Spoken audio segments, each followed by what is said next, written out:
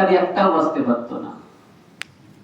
আজকে সুযোগ দিয়ে এমন অবস্থা, জুলাই যোদ্ধা ওসমান হাদি তো গেছে, আরো কতগুলো যাবে তার ঠিক নেই। শুধু আমাদের মতো আলেম ওলামাও থাকবে না। এদের পরিকল্পনা যেভাবে শুরু করেছে, কথা যে বলবে সে কোথায় পড়ে থাকবে তার কোনো ঠিক ঠিকানা নেই। কারণ চোর যখন চুরি করে দেখে আমাকে সেভ করার মতো কেউ আছে কিনা, যখন বসবে যে আমাকে সেভ করার মতো কেউ আছে, তাহলে আমি বাড়ি বাড়ি চুরি করি।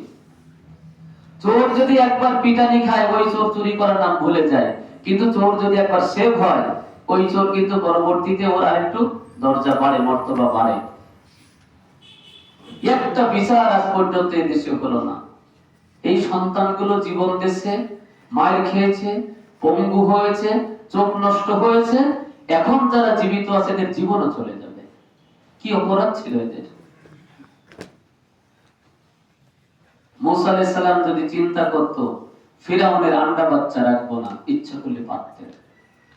শুধু ক্ষমা করেছে, ক্ষমা করেছে, ক্ষমা করেছে, শেষ। এই যে বারবার মুসা আলাইহিস সালাম আল্লাহর কাছে দোয়া করেছে, আল্লাহ ফিরাউনের রক্তগুলো পানি করে দাও, ফিরাউনের উকুনগুলো সরাই দাও, ব্যায়ামগুলো সরাই দাও, আযাব গজবগুলো সরাই দাও।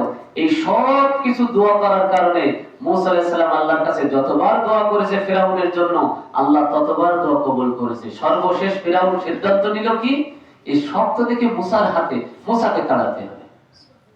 সুবহানাল্লাহ, নাউজুবিল্লাহ, নাউজুবিল্লাহ। তার মানে যে লোকটার কারণে আমরা বেঁচে আছি, শান্তিতে আছি, আমাদের উপর রহমত আসতেছে, ওই লোকটাকে তাড়াতে হবে, ওই লোকটাকে মারতে হবে। ঠিক আমার বাংলাদেশের অবস্থা এরকম। যারা সেই জুলুম, নির্যাতন, অত্যাচার, অনাচার, মানে দুর্নীতি থেকে আমাদেরকে হেফাজত করেছে, বাঁচিয়ে রেখেছে আল্লাহর রহমতে, যারা এই করলো, এখন তাদেরকে মারতে হবে। কোন দেশ আর কি মানুষ, এই মানুষের মনুষ্যত্ববোধ গেল কোথায়?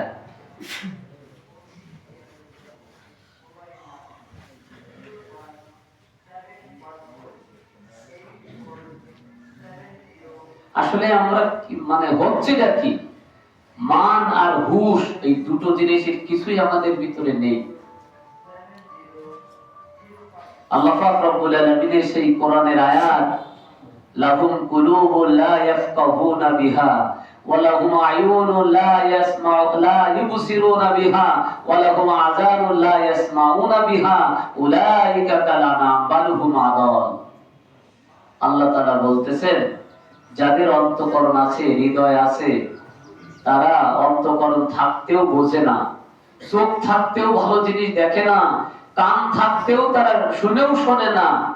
এরা হলো চতুষ্পদ জানোয়ার, বরং তার চেয়ে নিকৃষ্ট। আজকে আমাদের অবস্থা তার চেয়ে ভালো হয় কি করে?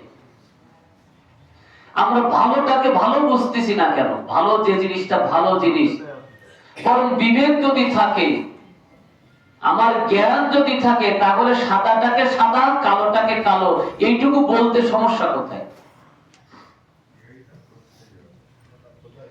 ভালোটাকে ভালো, মন্দটাকে মন্দ বলে যদি দুদিন বাঁচি, সেটাও তো আমার জন্য লাভ।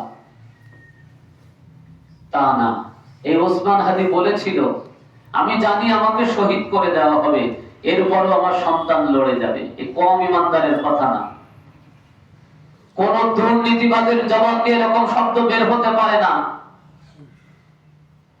যারা সন্ত্রাস, দুর্নীতিবাজ, চাঁদাবাজ, তারা চিন্তা করে সবাই চলে যায়, যাক আমি কামাই করে খাবো।